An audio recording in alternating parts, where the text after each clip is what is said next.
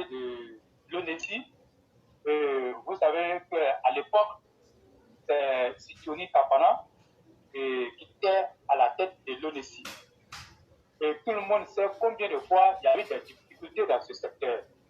Et les gens peinaient à avoir leur carte nationale d'identité. Et il y avait eu beaucoup de grèves et beaucoup de plaintes contre Sikioni Kapana, et qui d'ailleurs n'était même pas à la hauteur même du poste qui avait été confié. Et vous voyez, et à la suite là, on apprend qu'il y a eu un détournement dans ce secteur. Et en fait, il n'était même pas à la hauteur.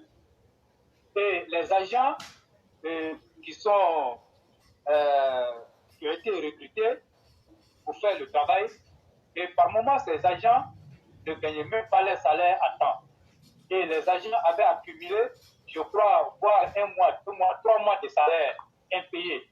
Et il était là, il ne faisait rien, et il ne faisait que faire la belle vie.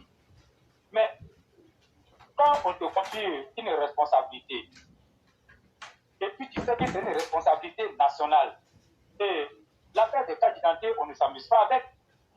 Et des gens ont payé 5 000 comme quittance pour aller se faire établir une CNI. Mais si tu ne travailles pas dans ce sens, pour donner les CNI à ces personnes, mais que voulez-vous que les gens disent? Et quand ça se passe comme ça, et tout retombe sur le président Alassane Ouattara. Alors que le président Alassane Ouattara, il a commis des gens, comme on rappelle, pour établir les cartes nationales d'identité. Eh bien, vous êtes le premier responsable de la structure. Et tout ce qui vient, vous allez endosser. Parce que rien ne peut se passer sans que vous ne le sachiez. Mais nous avons vu Sikioni Kapana dans une incapacité notoire qui n'a même pas pu tenir l'ONESI. Et voilà pourquoi nous disons, quand on prend des gens qui n'ont pas la compétence pour les mettre à une structure aussi importante que l'ONESI, mais vous voyez, ce n'est pas bien. Et l'ONESI, pour ceux qui ne savent pas, le problème des CENI ont toujours été source de conflits dans tous les pays. Ce n'est même pas seulement en Côte d'Ivoire. Et nous avons vu ça. Mais je vous assure que le jour où Kapana Sikioni, disons, la période où il avait eu au déco qui serait dégommé, vous allez même vu, et Sikioni Kapana s'est empressé pour descendre sur le terrain, histoire de fouiller les pistes et de comment on appelle, de montrer aux gens qu'ils travaillent. Alors que ce n'était même pas le cas. C'est parce que les gens lui avaient dit que le président va l'enlever, et Sikioni Kapana s'est levé. Et moi, j'ai été surpris un jour de le voir ici à la mairie d'Abobo, en train de venir donner la carte nationale d'identité de Jean Dumont. Mais vous voyez la manipulation. Mais en quoi est-ce que Jean Dumont ne peut pas avoir, comme on appelle, sa carte d'identité, c'est Sikioni qui doit venir donner. Et tout ça là, devant les caméras, montrer qu'il travaille. Mais alors que quand tu n'es pas sur le chemin de la vérité, tôt ou tard, tu seras démarqué. Et c'est ce qui est arrivé à Sikioni Kapana. Sikioni Kapana, il a été comment on appelle, remplacé par le DGA, qui est Ago, oui, bon, je ne maîtrise pas trop son nom. Et avoir le travail de ce monsieur, il y a longtemps qu'il est à la maison et il y a longtemps qu'il maîtrise beaucoup de choses. Et dès qu'il a pris la direction de l'ONESI, je vous assure, il y a eu une révolution. Je suis en train de parler, il n'est pas du Nord, hein. Il n'est pas du Nord. C'est une Côte d'Ivoire diversifiée. Je viens avec mon analyse. Il n'est pas du Nord. Il est du Sud. C'est un abbé. Et il a révolutionné. En tout cas, depuis qu'il est arrivé, on voit bien le travail qui est fait. Et les usagers sont satisfaits de son travail. Moi, je vois les choses. Et il a initié, en tout cas, ce qu'on appelle la caravane de l'ONESI. Et par moment, vous allez voir un camion estampillé avec le logo de l'ONESI qui parcourt les différentes communes d'habitants rapprocher dans le seul but de se rapprocher des clients, des Ivoiriens. Et c'est ce qui se passe. Alors que Sikioni Kafana n'avait même pas pris le souhait de voir tous ces trucs-là. Et c'est quelqu'un qui est zélé. Mais n'allez pas me demander si ces propositions-là lui ont pas, en tout cas si les gens lui ont pas fait ces propositions. Et tout lui a été proposé. Mais quand quelqu'un est arrogant, qui est zélé, il ne peut rien faire. Et il ne veut pas savoir même quelque chose venant de quelqu'un. Et donc quand c'est comme ça, tu ne feras qu'échouer dans ta vie.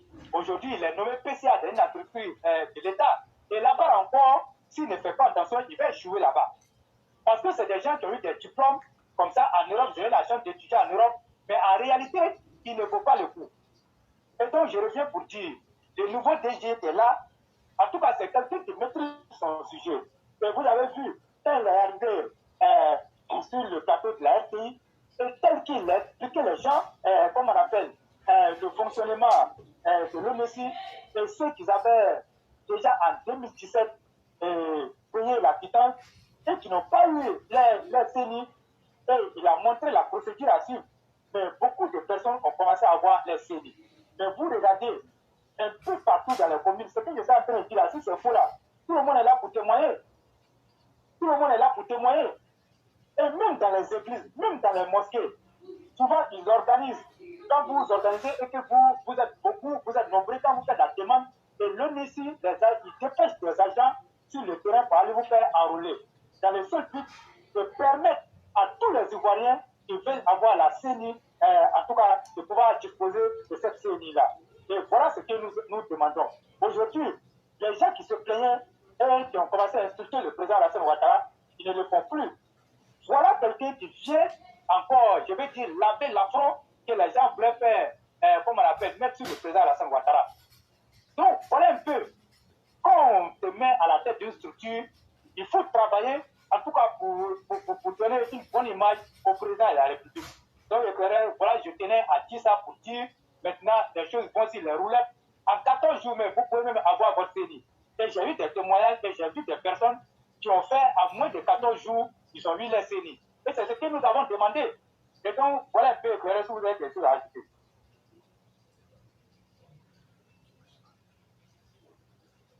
Allô?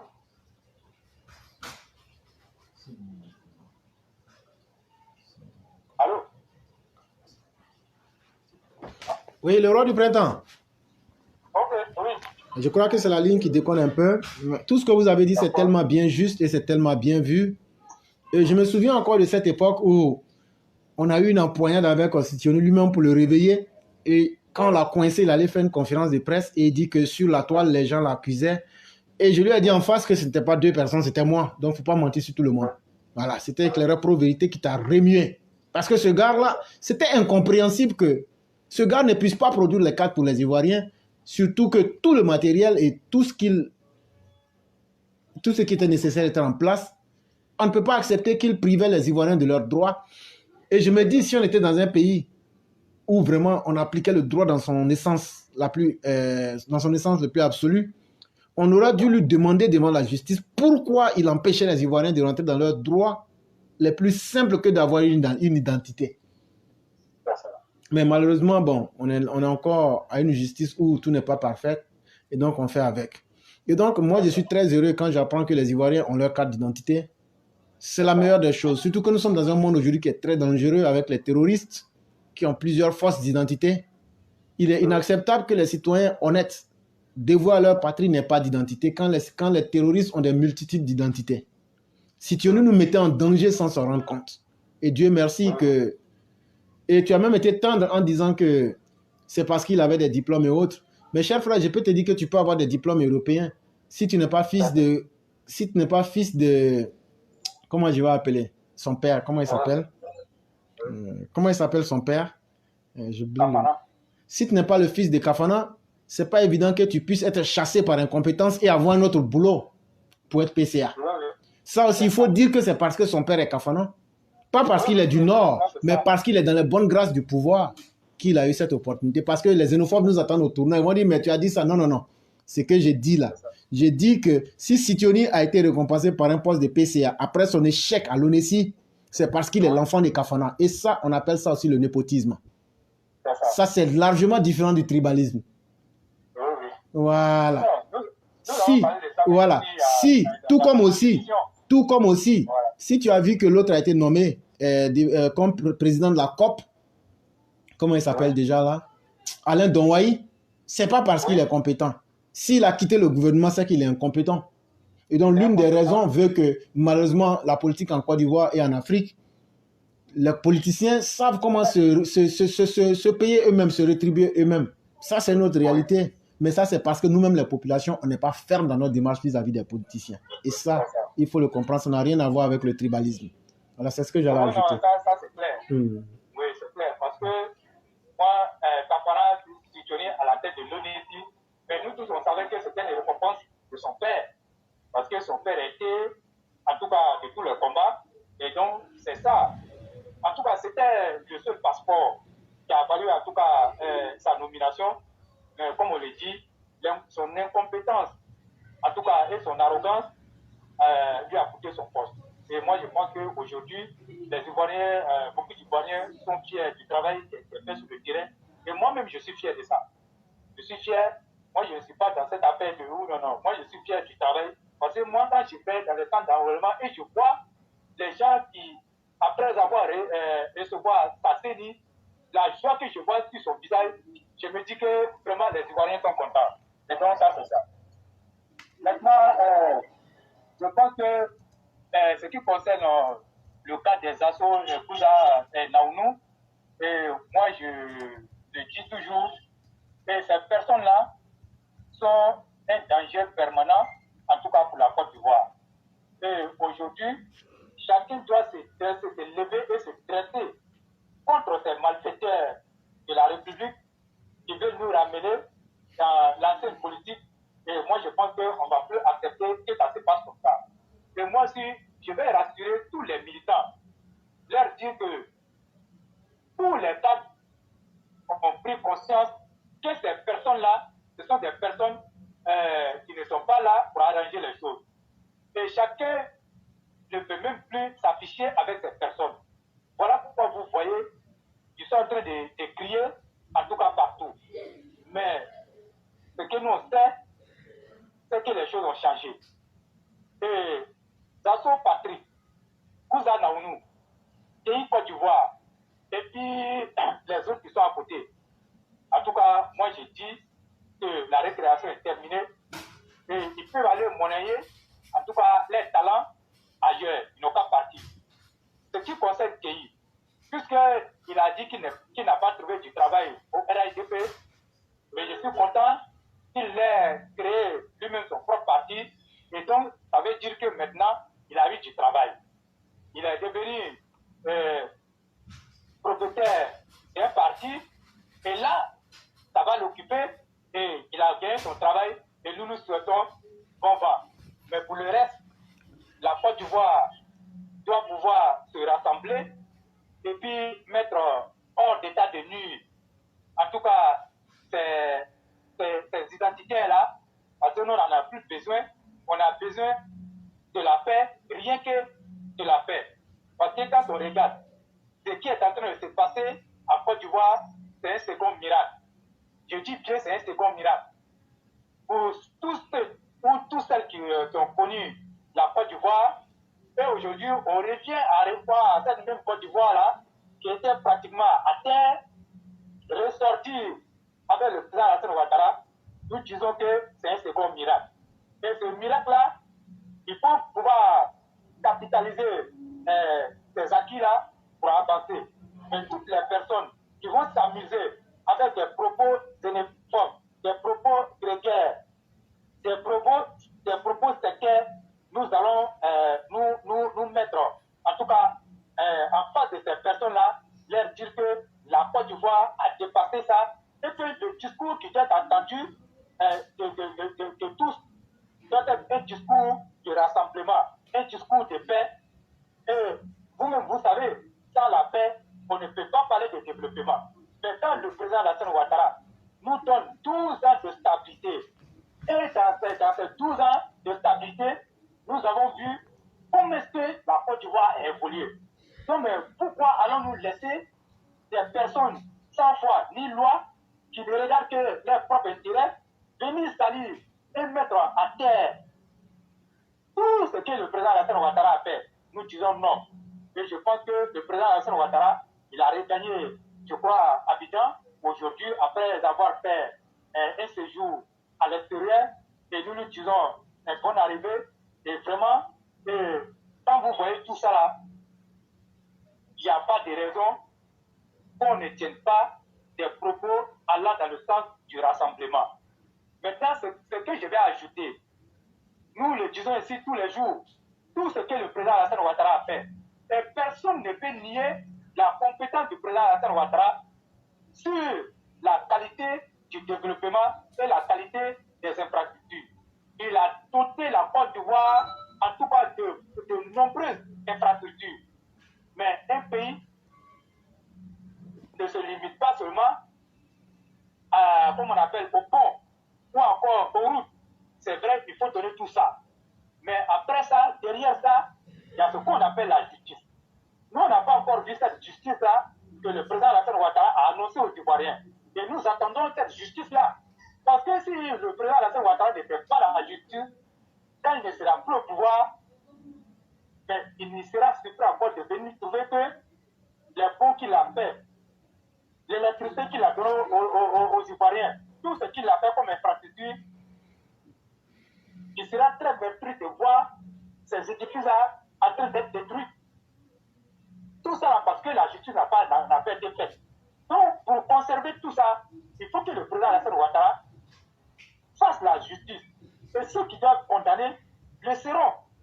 Parce qu'on ne peut pas rester éternellement quand on est ensemble, c'est la même Côte d'Ivoire. Non.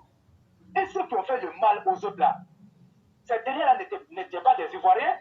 Donc, à un moment donné, il faut qu'on sorte dans ça et rendre la justice, en tout cas, aux Ivoiriens.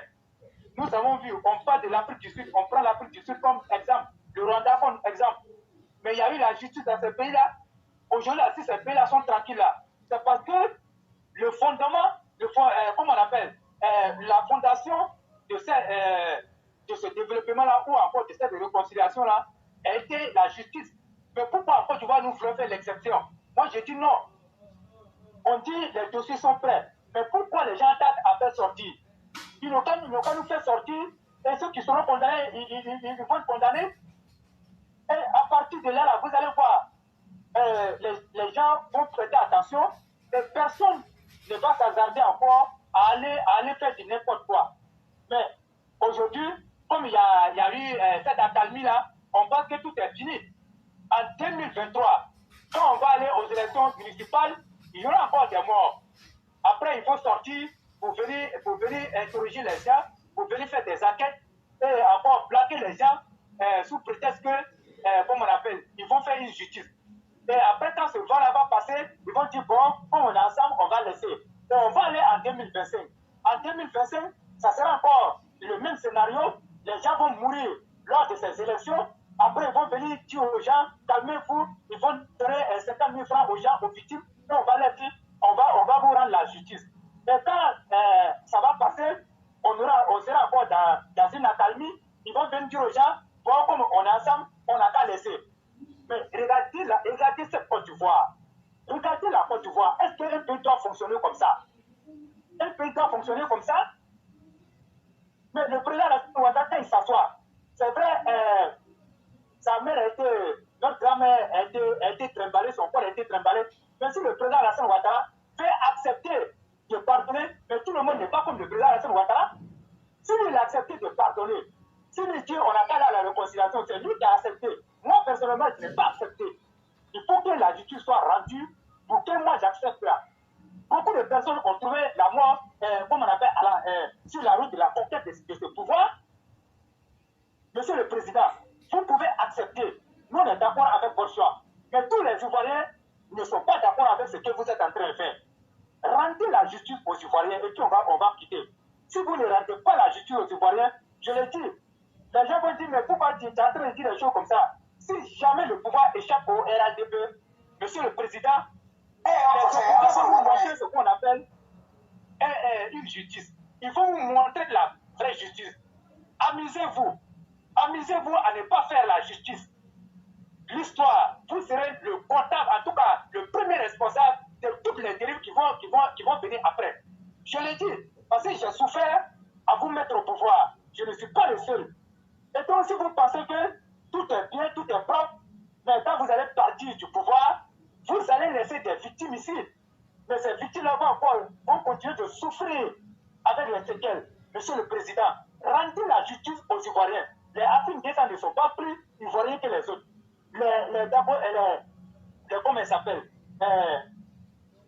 les Akossi Benjo ne sont pas plus Ivoiriens que les autres. C'est le même sang qui coule dans nos veines. Mais pourquoi ceux-là, ils doivent toujours protéger et les plus faibles doivent toujours, comme on appelle, devant les tribunaux. On les trimballe devant les tribunaux. Monsieur le Président, vous êtes en train de créer, en tout cas, quelque chose qui va embraser la Côte d'Ivoire. Je ne suis pas dans les émotions, mais c'est la vérité que je suis en train de dire.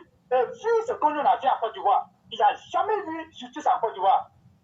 Mais Monsieur le Président, quand nous étions à l'opposition, vous avez critiqué cette même justice. Vous avez critiqué la justice. Et vous avez dit qu'en Côte d'Ivoire, qu'il n'y avait pas de justice. Et que si vous venez au pouvoir, vous allez rendre justice. Mais vous êtes venu au pouvoir, ça fait près de 15 ans que vous êtes là. Mais il n'y a pas eu de justice. Il n'y a pas eu de justice. Monsieur le Président, est-ce à dire que vous êtes venu en politique pour protéger, en tout cas, Laurent Gbagbo, les Akossi Benjo, les Pascal Affi N'Guessa, et tous ceux qui ont contribué à entraîner la Côte d'Ivoire à un moment donné. Si vous êtes venu pour les protéger, dites ça aux Ivoiriens. Dites ça aux Ivoiriens et on va avancer. Vous avez travaillé sur tous les plans. Mais toutes les organisations internationales le disent. Vous avez échoué sur le plan de la justice. Vous n'avez rien fait sur le plan de la justice. Et vous avez même vu les magistrats qui se réunissent en conclave et qui ont dit ça clairement. Mais ça à vous, ils s'adressent.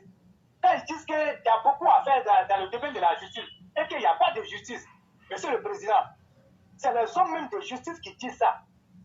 Nous avons un ministre de la justice. On ne sait pas pourquoi vous l'avez reconduit dans ce gouvernement-là. Et donc, s'il y a quelque chose, dites aux Ivoiriens, en tout cas, nous attendons que la justice soit faite. Si cette justice-là n'est pas faite, Monsieur le Président, on ne sera pas à l'abri des crises en Côte d'Ivoire. Vous avez nommé un ministre de la réconciliation sans faire la justice. Mais si vous ne faites pas la justice et vous sautez les étapes et vous dites aux gens d'aller à la réconciliation. Moi, j'ai mes plaies. Je n'ai pas encore fini de penser mes plaies et vous venez me dire d'aller à la réconciliation. Je fais à la réconciliation sur quelle base? La justice m'a été rendue? Non. Mais pourquoi vous me dites d'aller à la réconciliation? Et que là, si vous avez quelque chose à ajouter. Le roi, je suis entièrement d'accord avec toi. Et même aujourd'hui, dans mes réflexions, j'étais en train de travailler sur le rapport du CNT qui est sorti.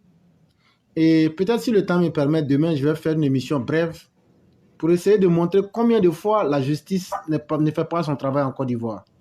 Mais ce qui est le plus grave, c'est qu'on prend la politique pour jouer avec les vrais problèmes du pays. Qui aujourd'hui n'est pas frustré en Côte d'Ivoire parce qu'il a perdu un parent injustement dans les activités du CNT ou de l'opposition ou bien même par les malheureuses situations. Aujourd'hui, vous pensez que les militaires qui sont sur les fronts sont heureux de ne pas savoir. Tout le monde sait que c'est Soro qui a organisé ces attaques-là. Mais ces mêmes Soroïstes-là sont là, ils changent de camp, ils font n'importe quoi. Ils savent beaucoup. On veut les voir en face de la justice. Il ne suffit pas de dire qu'on est RHDP, ça ne suffit pas. Vous avez commis des crimes. On n'est pas d'accord, même si vous venez au RHDP, on n'est pas d'accord. Ce que vous avez fait, vous assumez. On n'est pas dans les sentiments avec quelqu'un. Personne ne vous a forcé à aller collaborer avec le diable. Et donc, votre venue au RHDP, ça ne suffit pas. Je parle de Soro Kanigui et autres. Votre venue au RHDP n'est pas suffisante. Et donc, il ne suffit pas de venir faire de la délation à Soro Guillaume pour dire que c'est suffisant. Il faut qu'on mette véritablement chacun à sa place. Que chacun assume ce qu'il a posé comme acte. Malheureusement, on a pris la politique comme un échappatoire. Tout le monde échappe. Il suffit d'être politicien en Côte d'Ivoire. Tu peux te permettre n'importe quel crime. Mais le petit voleur de portable, le petit voleur de poulet, lui, on fait son jugement et on le balance à la marque dans les 72 heures qui suivent pour 5-10 ans. Et on pense qu'on est en train de construire une nation comme ça. Monsieur le Président, moi je l'ai tellement dit et redit ici. Actuellement, tout ce que vous avez fait, c'est très beau.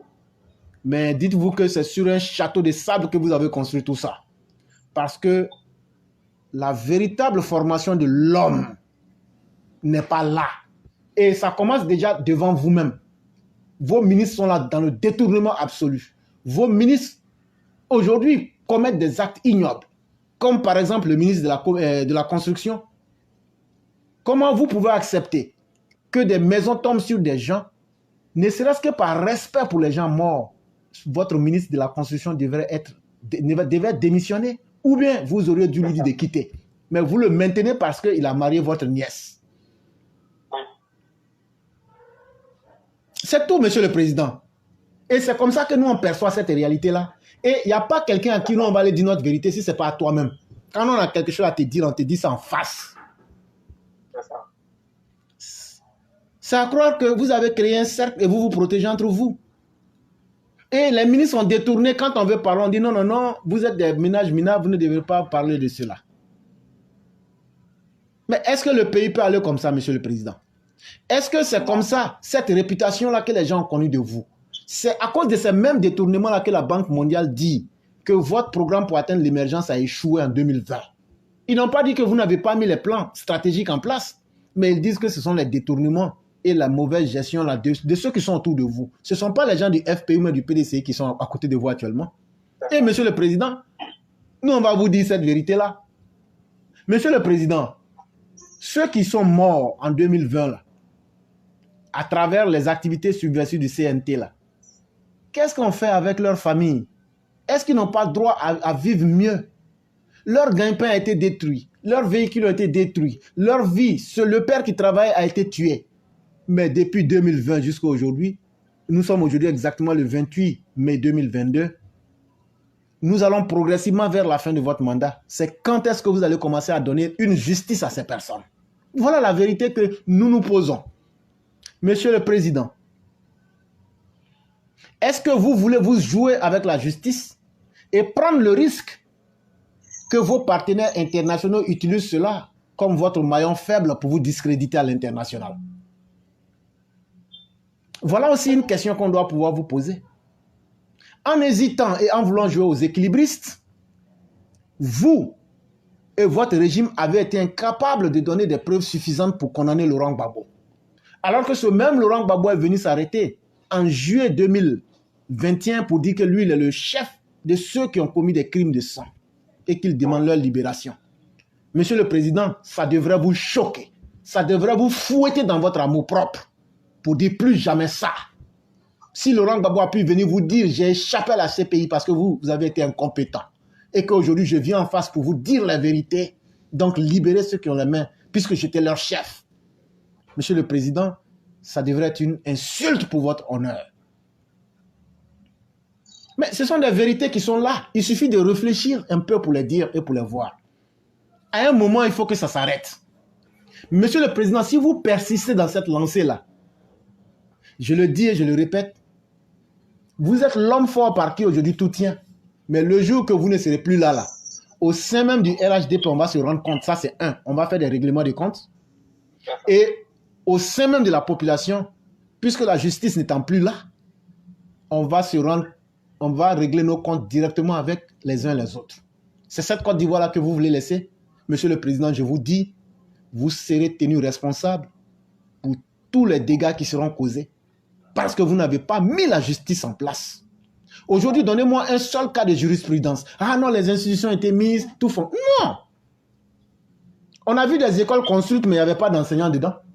Donc, on a vu aussi tous les instruments mécaniques qui ont été mis pour dire qu'on peut exercer la justice, mais on n'a pas trouvé des gens, des personnes pour le faire. C'est de cela qu'il est question. Comme ça a été bien démontré dans le colloque que les juristes ivoiriens ont fait avec le directeur de cabinet de Sansan Kambile lui-même le 21 mai 2022. C'est aussi cette vérité-là qu'il faille qu'on puisse vous dire, Monsieur le Président. Et ce jeu n'a que trop duré. Parce que ça met gravement en danger la vie des Ivoiriens. Et aujourd'hui, aucun Ivoirien ne peut dire qu'il est satisfait. Nous sommes vos partisans. Il n'y a pas de doute en cela. Mais aujourd'hui, les attaques de Ndotré, les gens qui ont été tués, qu'est-ce que vous pouvez dire à leur famille? Non, il faut attendre. C'est parce que ce n'est pas des politiciens. C'est parce que ce n'est pas des membres de vos familles proches. C'est ça la seule vérité qu'il faut qu'on puisse vous dire. Et donc, jusqu'à quand il faut attendre? C'est à la fin de votre mandat, vous allez juger les gens. C'est à la fin de votre mandat, vous allez juger et condamner ceux qui ont volé les deniers publics. C'est à la fin de votre mandat, vous allez juger les gens du CNT. Mais là encore, c'est une fuite en avant parce que vous nous direz, comme déjà mon mandat à la fin, donc je ne pourrai plus faire, je lègue ça. Monsieur le Président, nous vous connaissons comme un homme courageux qui a toujours affronté son destin. Ne faites pas héritage de ces problèmes de justice à celui qui va venir derrière vous.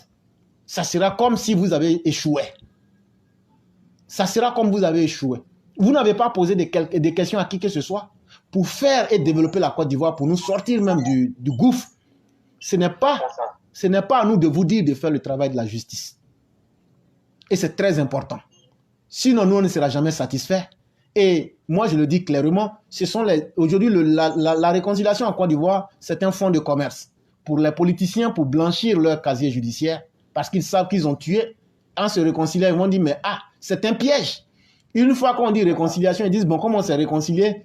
Effacer tout ce qui s'est fait, parce que ce ne sont pas les membres de nos familles qui sont mortes, ce sont les populations qui sont mortes et elles ne comptent pas. Maintenant, qu'est-ce qu'on fait? Puisqu'on s'est réconcilié, on va refaire pire qu'auparavant. Voilà la réalité en Côte d'Ivoire. Mais jusqu'où on peut aller avec ça?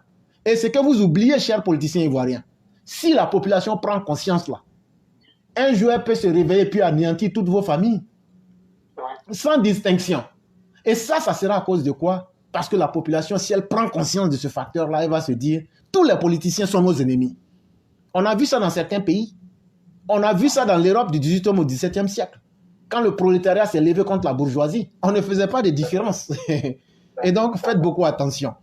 Et surtout, trouvez en vous-même le courage historique de ne pas léguer cet héritage malsain à celui qui va venir après vous. Il faut battre le fer quand il est chaud. Tellement il n'y a pas de justice, les opposants criminels même disent que eux-mêmes ne sont pas satisfaits de la justice. Nous-mêmes qui sommes vos partisans et victimes, on dit qu'on n'est pas satisfaits de la justice. Donc ça veut dire qu'il y a un problème. La justice internationale même n'est pas satisfaite de votre justice. Non, finalement, ayons le courage de dire qu'il n'y a pas de justice. Et donc vous êtes en train de soumettre la Côte d'Ivoire à un état de non-droit. Et ça, nous, on va vous le dire pour interpeller. Et on ne peut pas, avec la justice, on ne peut pas s'en tenir à des promesses. Même si vous nous dites que demain, là, il faut que vous nous dites le timing. Ça va se faire et on commence dès maintenant et on va voir le jeu. C'est de cela qu'il est question. Parce que pendant 15 ans de votre mandat, on a déjà attendu 11 ans. Il est déjà trop tard. Mais est-ce qu'encore vous allez prendre le risque d'attendre? C'est ça aussi. C'est ce que j'allais ajouter, le roi. Bon, merci beaucoup. Moi, cette affaire-là, en fait, les gens s'en mis avec rien. Ce que nous disons là, si les gens voyaient ce qui est en train de venir là, en tout cas, les gens n'allaient même pas s'amuser avec ça, quoi. Et moi, je dis, clair, s'il ne veut pas faire la justice, mais à quoi bon de maintenir des personnes en prison? Il faut les libérer. Là, on sera dans un état de non-droit et on va voir ce qui va se passer. Mais tu ne fais pas la justice. Il y a les vrais criminels qui sont ici. Et tu maintiens toute personne en prison.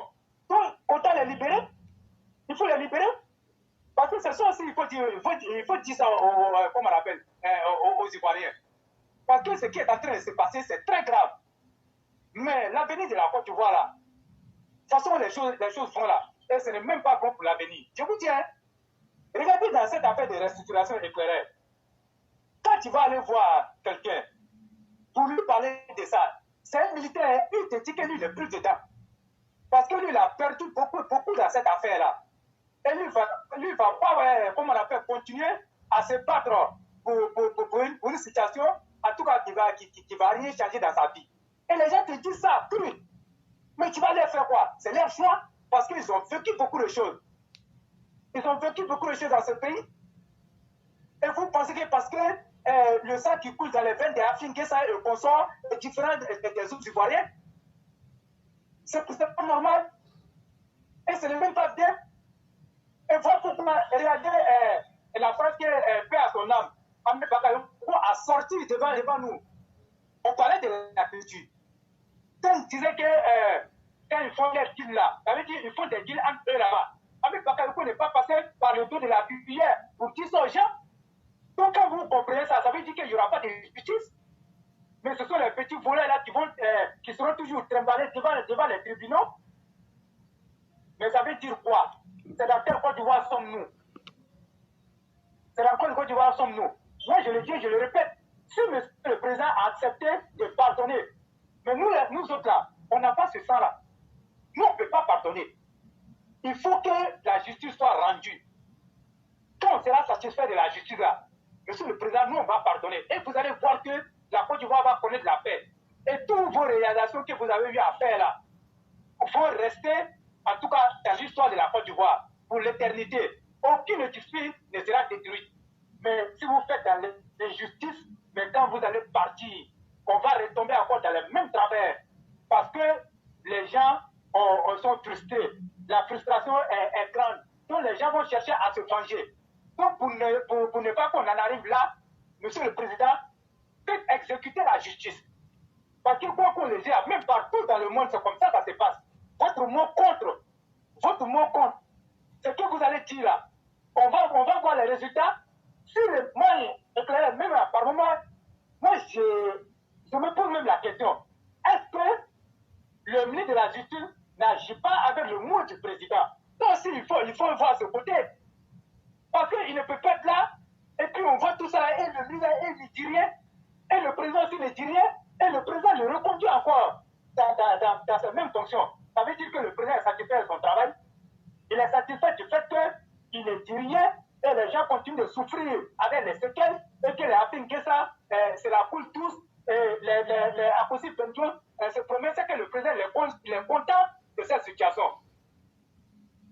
Voilà Bruno Nabanye-Kone, qui continue de tuer les Ivoiriens, mais le président l'a répondu. Richard Alain Dombaye, qui est impliqué dans beaucoup de scandales, le président l'a répondu parce que le président Alassane Ouattara, il fut le protégé du père d'Alain Richard Dombaye. Nous tous, on le sait. Mais si vous continuez comment on appelle, à agir comme ça, monsieur le président, ça ne vous honore pas après. Et ça ne vous honore pas après. Et les crises sont latentes. Vous allez voir ce qui va se passer. Éclairez-moi, j'ai fini. Merci beaucoup, cher frère. Vous passez une excellente soirée.